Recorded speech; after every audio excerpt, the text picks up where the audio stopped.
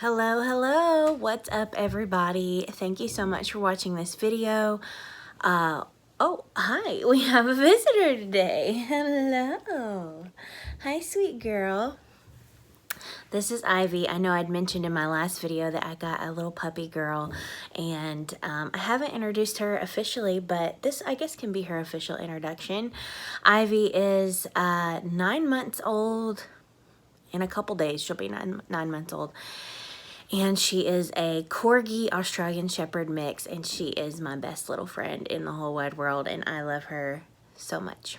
So it's been like a month or so, maybe 2 months, since I recorded my last video, and honestly, I haven't had time. And I had breakfast planned with a friend this morning that has now moved to lunch, and so I thought, wow, this is perfect time. I've got time to sit down just in front of my little camera and record a video. So here we are. Since my last video, a lot of you have reached out and asked, since I'm not doing Optavia and I am continuing on my weight loss journey, what am I doing?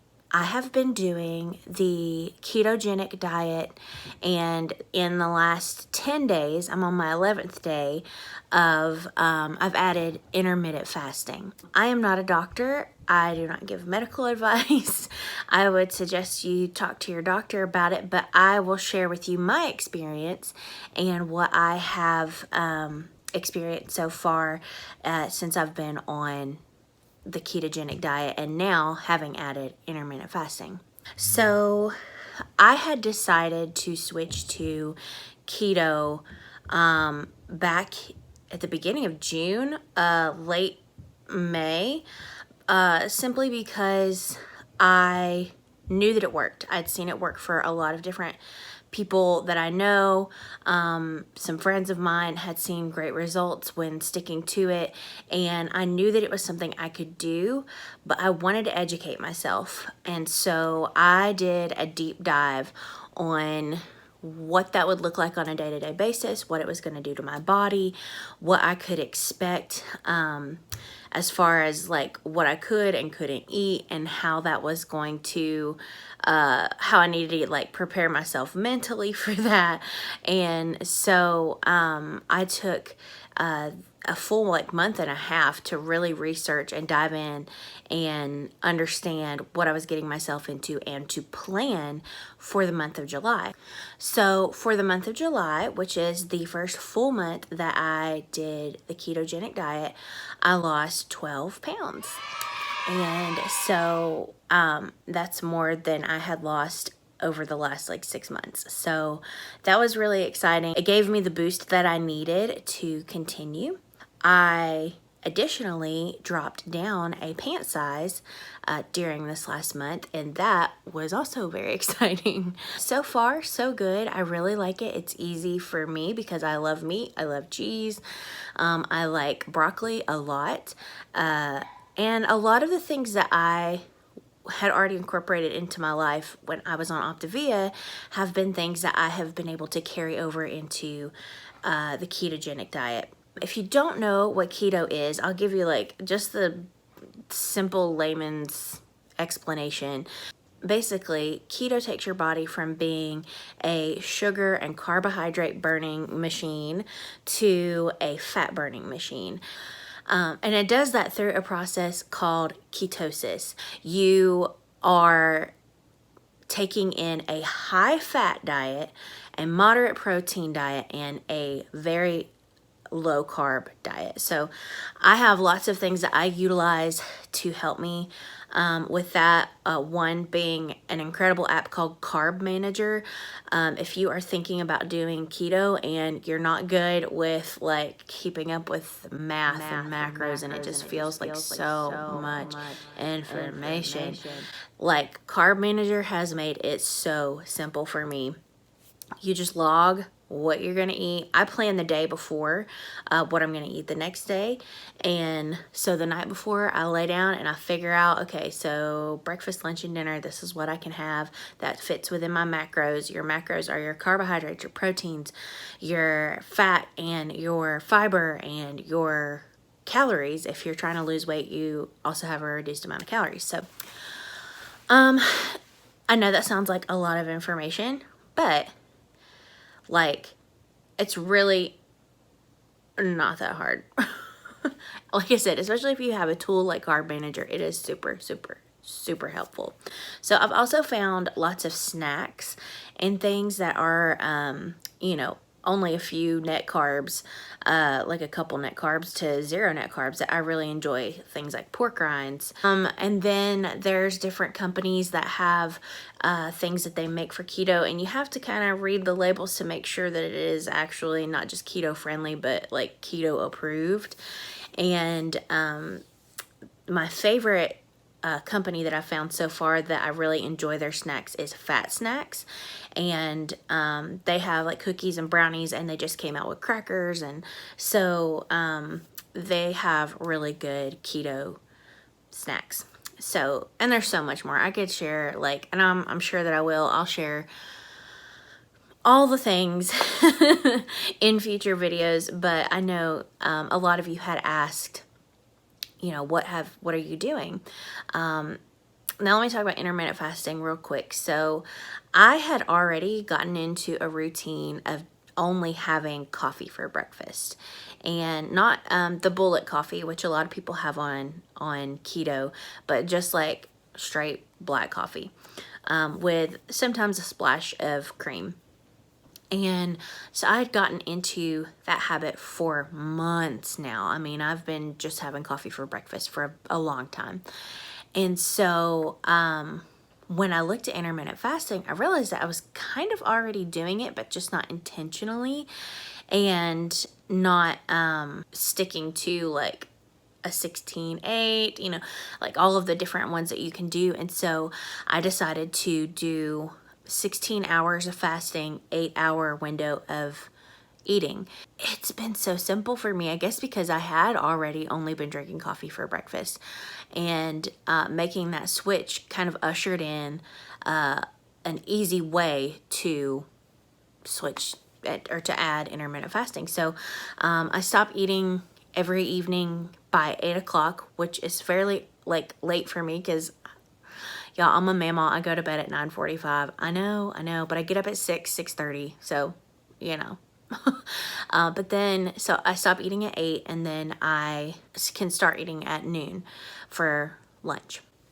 So super simple. I've had so much more energy. I've had less brain fog.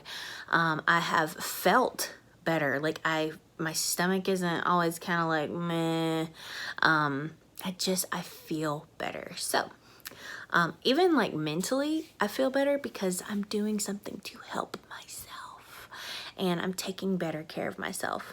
So this would not be one of my videos if I did not share some things I have learned, not just on a weight loss diet sort of level, but also on a emotional soul spirit level.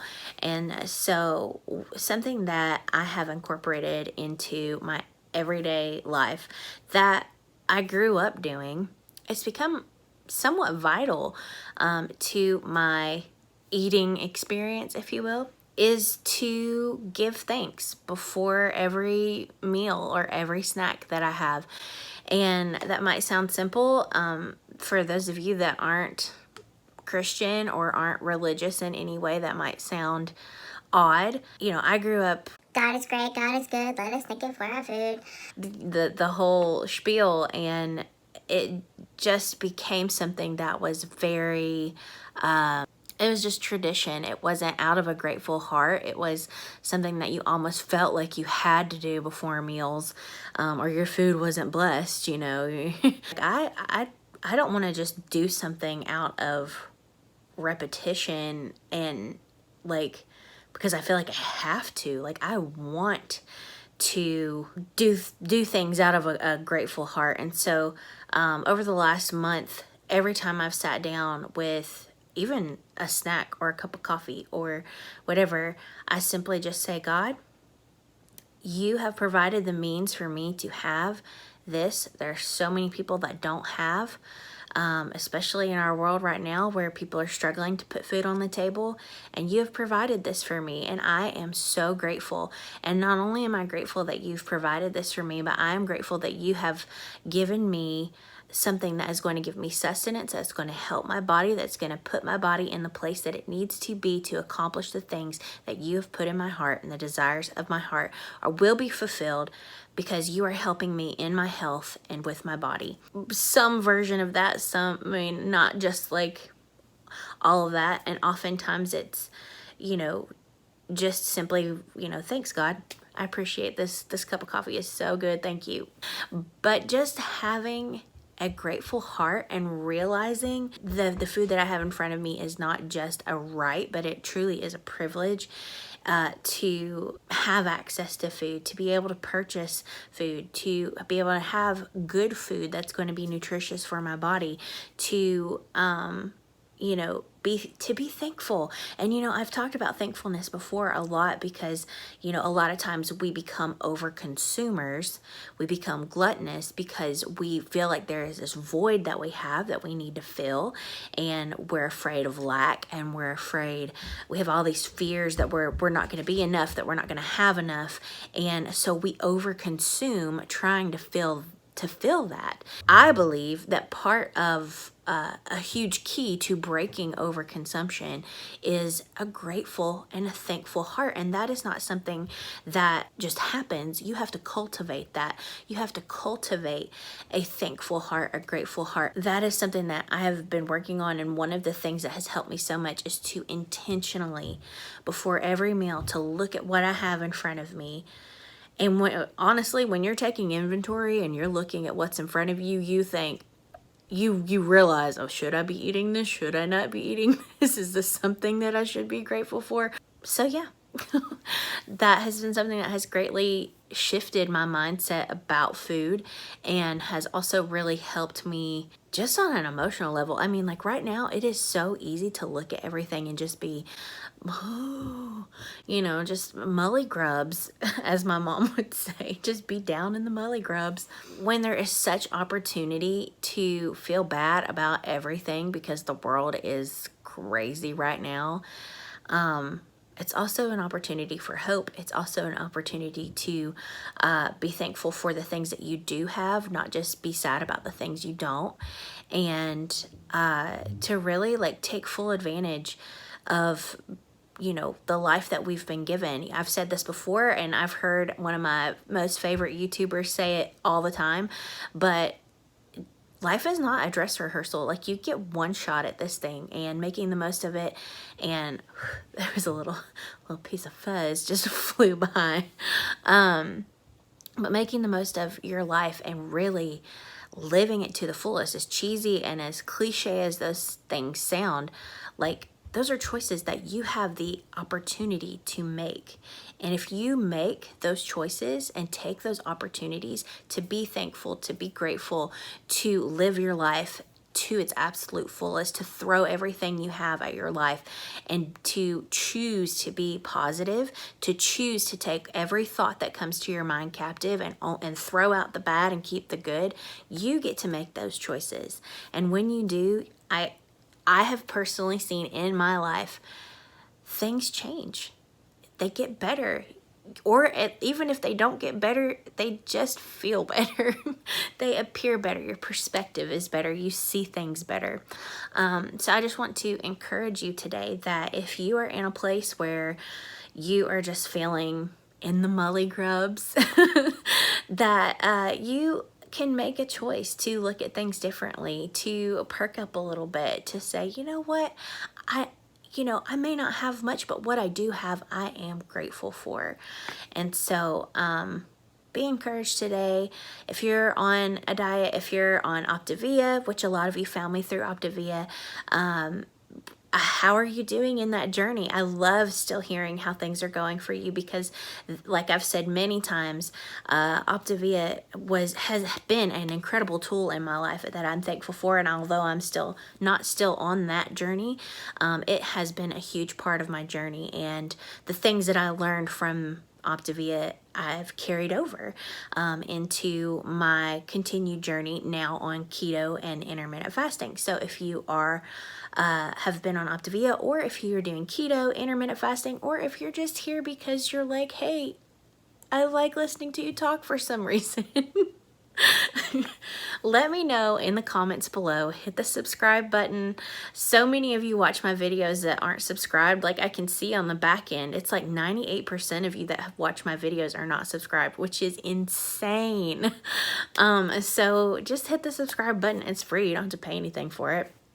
And it lets me know that, you know, you like my videos and that you want to hang out with me some more. So, yeah, thanks for doing that. And until next time, have a great evening, morning, afternoon, wherever you're at, whatever you're doing.